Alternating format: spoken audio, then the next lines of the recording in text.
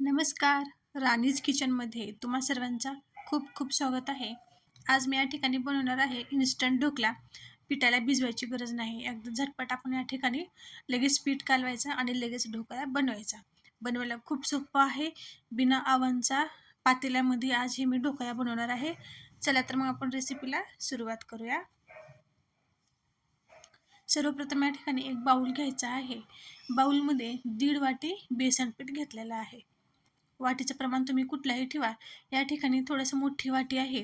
1.5 वाटी म्हणजे पाव किलो पीठ या ठिकाणी होतं. यानंतर थोडंसं चवीपुरतं मीठ घातलेले आहे आणि 2 चमच साखर घातलेला आहे. यानंतर एक चुटकी हळद घातलेली आहे. हळद जास्त वापरायचा नाही, नाहीतर ढोकळा आपला लाल बनतो. त्याच्यामुळे हळद आपल्याला थोडंच घालायचं आहे. यानंतर एक माप भरून तेल घातलेलं आहे आणि या ठिकाणी 2 चमच विनेगर घातलेला आहे. जर लिंबूसत्व जर असेल तर विनेगर घालायची गरज नाही. लिंबूसत्व नाही म्हणून मी विनेगर घातलेलं आहे. यानंतर याच्यामध्ये अर्धा चमच खायचा सोडा घातलेला आहे. जो आपण रेग्युलर भजी वगैरे बनवायला घेतो, तो अर्धा चमच खायचा सोडा आहे. सर्व छान मिक्स करून घ्यायचा आणि यानंतर थोडं थोडं करून याच्यामध्ये पाणी घालायचं आहे. पाणी एकसाथ घालायचं नाही, नाहीतर पीठ पातळ होईल. जर जास्त पीठ पातळ झाला तर ढोकळ्यामध्ये खड्डा पडतो. याच्यामुळे आपल्याला पाणी थोडं थोडं करून छान असे याचे घट्टसर असे ग्रेव्ही तयार करून घ्यायची आहे.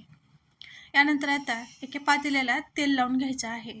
ज्या पातेल्यामध्ये किंवा तुमच्याकडे जर कुठला केक वगैरे बनवायचा असेल, स्टीम साचा वगैरे, तर त्याच्यामध्ये तुम्ही बनवू शकतो. पण या ठिकाणी मी चहाच्या पातेल्यामध्ये ढोकळा बनवणार आहे. त्याला चौकून छान तेल लावून घ्यायचं आहे.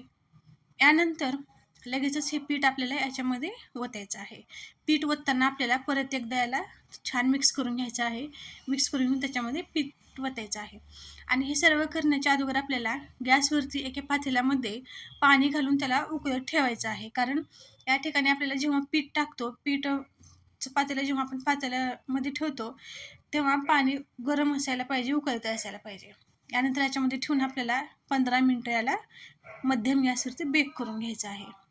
15 मिनिटामध्ये या ठिकाणी ढोकळा तयार झालेला आहे. जास्त वेळ लागला नाही ढोकळा बनायला. पण हे सर्व तुमच्या गॅसवरती किंवा जो पातेलं जाड पातळ असतं त्याच्यावर टाईम कमी जास्त होऊ शकतं. या ठिकाणी माझा ढोकळा 15 मिनिटात तयार झालेला आहे. 15 मिनिटानंतर हा ढोकळा मी पातेल्यामधून काढून घेणार आहे. साईडच्या कडा अगोदर आपल्याला चाकूच्या सहाय्याने किंवा चमच्याच्या सहाय्याने आधी खुल्ले करून घ्यायचं आणि हलक्या हाताने प्लेटावरती हा ढोकळा काढून घ्यायचा. तर बघू शकता या ठिकाणी ढोकळा अगदी सहज या ठिकाणी हा ढोकळा निघालेला आहे. पातेल्याला बिलकुल सुद्धा चिटकलेला नाही आणि ह्या ढोकळ्याला जाळी खूप छान आलेली आहे. त्या जाळीवरच कळते की ढोकळा किती छान झालेला आहे. यानंतर आता ढोकळ्यासाठी आपल्याला तडका बनवून घ्यायचा आहे. तडका बनवण्यासाठी 2 ते 3 माप तेल घ्यायचं आहे. तेलाला छान कडकडीत गरम होऊ द्यायचा.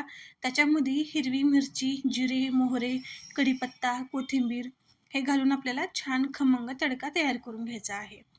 आणि तो गरम गरम तडका आपल्याला ह्या ढोकळ्यावरती घालायचा आहे.